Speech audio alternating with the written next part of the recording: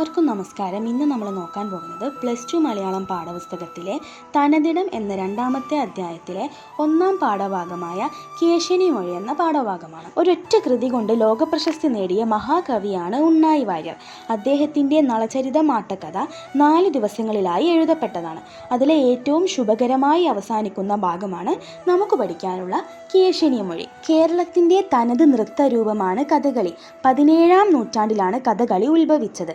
കഥകളിയുടെ സാഹിത്യ രൂപമാണ് ഈ ആട്ടക്കഥ എന്ന് പറയുന്നത്. സിനിമയ്ക്ക് തിരക്കഥ എന്ന പോലെയാണ് കഥകളിക്ക് ആട്ടക്കഥ. നളനും ദമയന്തിയും 2 വ്യത്യസ്ത രാജ്യങ്ങളിലെ രാജാക്കന്മാരുടെ മക്കളാണ്.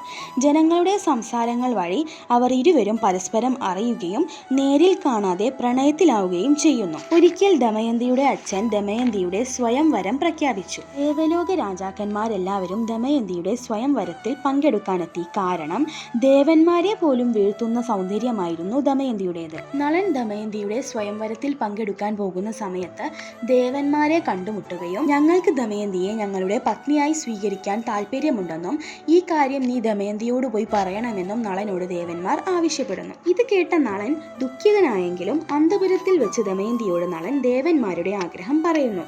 എന്നാൽ ദമയന്തി നളനെ മാത്രമേ വിവാഹം ചെയ്യുകയുള്ളൂ എന്ന് ഉറച്ച തീരുമാനമെടുക്കുന്നു. സ്വയംവര വേദിയിൽ പങ്കെടുക്കാനെത്തിയ 4 ദേവന്മാരും നളന്റെ രൂപം പ്രാപിക്കുന്നു. ഇതിൽ യഥാർത്ഥ നളനെ തിരഞ്ഞെടുക്കുവാൻ കുഴഞ്ഞ ദമയന്തി തനിക്ക് യഥാർത്ഥ നളനെ കാണിച്ചു തരണമെന്ന് ദേവന്മാരോട് അപേക്ഷിക്കുന്നു. അവരുടെ പ്രണയത്തിന്റെ സത്യസന്ധത തിരിച്ചറിഞ്ഞ ദേവന്മാർ യഥാർത്ഥ നളനെ ദമയന്തിക്ക് കാണിച്ചു കൊടുക്കുന്നു.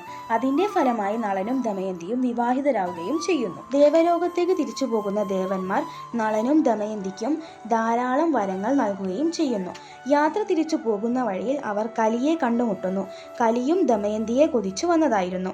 കലിയെ കാണുന്ന ദേവന്മാർ വെള്ളമെല്ലാം വാർന്ന ശേഷം അണ കെട്ടിയിട്ട് എന്ത് കാര്യമാണുള്ളതെന്ന് കലിയോട് ചോദിക്കുന്നു. ഇതിലൂടെ ഇത്രയും ദേവന്മാരുണ്ടായിട്ടും ഒരു സാധാരണ മനുഷ്യനെയാണ് ദമയന്തി തൻ്റെ ഭർത്താവായി തിരഞ്ഞെടുത്തത് എന്ന് മനസ്സിലാക്കിയ കലി അവരെ വേർപിരിക്കുവാൻ ശപഥം ചെയ്യുന്നു. നളന്റെ സഹോദരനായ പുഷ്കരനെ കലി തൻ്റെ വശത്താക്കുകയും കള്ളച്ചൂതാട്ടത്തിലൂടെ നളനെ തോൽപ്പിച്ച് രാജ്യത്തിൽ നിന്ന് നളനെ ഇറക്കി വിടുകയും ചെയ്യുന്നു.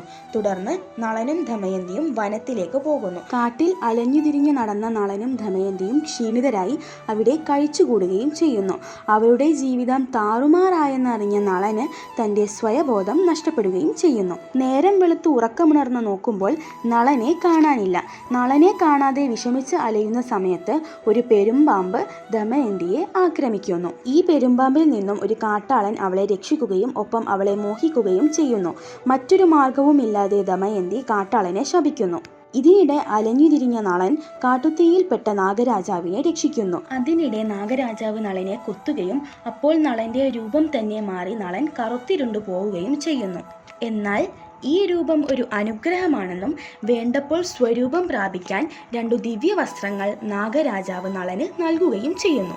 ദമയന്തി തൻ്റെ സ്വന്തം രാജ്യത്ത് എത്തിച്ചേരുകയും നളനെ പറ്റിയുള്ള വിവരങ്ങൾ അന്വേഷിച്ചു കൊണ്ടുവരാൻ ഒരു ബ്രാഹ്മണനെ ഏൽപ്പിക്കുകയും ചെയ്യുന്നു. അന്വേഷിച്ച ശേഷം ഋതുപർണ മഹാരാജാവിൻ്റെ കൊട്ടാരത്തിൽ തേരാളിയായി നിൽക്കുന്നത് നളനാണെന്നും ബ്രാഹ്മണൻ ദമയന്തിയോട് പറയുന്നു. ബുദ്ധിമതിയായ ദമയന്തി ഒരു ദൂതനെ കൊട്ടാരത്തിലേക്ക് പറഞ്ഞയക്കുകയും തൻ്റെ 2ാം സ്വയംവരം ഋതുപർണനോട് അറിയിക്കാൻ പറയുകയും ചെയ്തു. ഏറ്റവും പെട്ടെന്ന് നളന് മാത്രമേ ഋതുപർണനെ തൻ്റെ കൊട്ടാരത്തിലെത്തിക്കാൻ സാധിക്കുകയുള്ളൂ എന്ന് ദമയന്തിക്ക് അറിയാമായിരുന്നു. ദമയന്തിയുടെ 2ാം സ്വയംവര വിവരമറിഞ്ഞ ഋതുപർണ മഹാരാജാവിന് അവളോട് അനുരാഗമുണ്ടായി. അങ്ങനെ ഋതുപർണന്റെ തേരാളിയായി ഉള്ളത് നളൻ തന്നെയാണെന്ന് ഉറപ്പിക്കുന്നതിന് വേണ്ടി ദമയന്തി തൻ്റെ തോഴിയായ കേശിനിയെ നിയമിക്കുന്നു. ഇങ്ങനെ ദമയന്തിയുടെ ആജ്ഞപ്രകാരം തോഴിയായ കേശിനി നളനോട് സംസാരിക്കുന്നതാണ് കേശിനി മൊഴി എന്ന പാഠഭാഗം. എങ്ങനെയാണ് കേശിനി നളനെ നിരീക്ഷിക്കുന്നതെന്നും നല്ലൊരു തോഴിയായി കേശിനി മാറുന്നത് എങ്ങനെയാണെന്നുമാണ് ഈ 4ാം അധ്യായത്തിലൂടെ വ്യക്തമാക്കുന്നത്. ഇനി നമുക്ക് പാഠഭാഗത്തിലേക്ക് കടക്കാം. വെളിച്ചമേ ചെന്നു തിരഞ്ഞൊരൊന്നെ കളിച്ചവൻ ചൊന്നതു കേട്ടുപോന്നു ഒളിച്ചു പിന്നൊട്ടു ധരിച്ചു ദൂതി വിളിച്ചുബൈനിൻ വിജനെ പറഞ്ഞാൾ. അതായത് കേശിനി ബാഹുകൻ്റെ മുന്നിൽ നേരിട്ട് ചെന്ന് കുശലം പറഞ്ഞ് തമാശ രൂപേണ ഓരോന്ന് ചോദിച്ച് ബാഹുകൻ പറഞ്ഞ കാര്യങ്ങളെല്ലാം മനസ്സിലാക്കി തിരിച്ചു പോന്നു. ശേഷം കുറച്ചു നേരം ഒളിച്ചു നിന്ന് കേശിനി ബാഹുകനെ നിരീക്ഷിച്ചു. വെളിച്ചമേ ചെന്നു എന്ന് പറഞ്ഞാൽ നേരിട്ട് ചെന്ന് എന്നാണ് അർത്ഥം. അതിനുശേഷം ഒളിച്ചു നിന്നും കുറച്ച് കാര്യങ്ങളൊക്കെ കേട്ടതിന് ശേഷം ദമയന്തിയോട് സ്വകാര്യമായിട്ട് കേശിനി കാര്യങ്ങളൊക്കെ വന്ന് പറയുകയാണ്. വിജനെ പറഞ്ഞാൾ എന്ന് പറഞ്ഞാൽ സ്വകാര്യമായി കാര്യങ്ങൾ പറയുക എന്നാണ് അർത്ഥം. വിളിച്ചു ബൈമീം. ബൈമി എന്ന് പറഞ്ഞാൽ ഭീമന്റെ പുത്രി എന്നാണ് അർത്ഥം. ഭീമന്റെ പുത്രി ആരാണ്? ദമയന്തിയാണ്. ഇനി നമുക്ക് അടുത്ത വരി നോക്കാം. പൂമാതനൊത്ത ചാരുതനോ വൈദർഭി കേൾനി പുരുഷരത്നമീ ബാഹുകനോ ധീമാനവൻ എന്നോടു നാമവും വാർത്തയും ചൊന്നാൽ. പൂമാത എന്ന് പറഞ്ഞാൽ ലക്ഷ്മി ദേവി എന്നാണ് അർത്ഥം. ചാരു എന്ന് പറഞ്ഞാൽ മനോഹരമായ എന്നുമാണ് അർത്ഥം. താനോ എന്ന് പറഞ്ഞാൽ ശരീരം എന്നാണ് അർത്ഥം. അപ്പോൾ ലക്ഷ്മി ദേവിയെ പോലെ മനോഹരമായ ശരീരമുള്ളവൾ ആരെക്കുറിച്ചാണ് പറയുന്നത്? വൈദർഭി, വിദർഭയിലെ രാജകുമാരി. ആരാണ് വിദർഭയിലെ രാജകുമാരി? ദമയന്തിയാണ്. അപ്പോൾ ലക്ഷ്മി ദേവിയെ പോലെ മനോഹരമായ ശരീരമുള്ളവളായ ദമയന്തി കേൾനി കേൾക്കുക.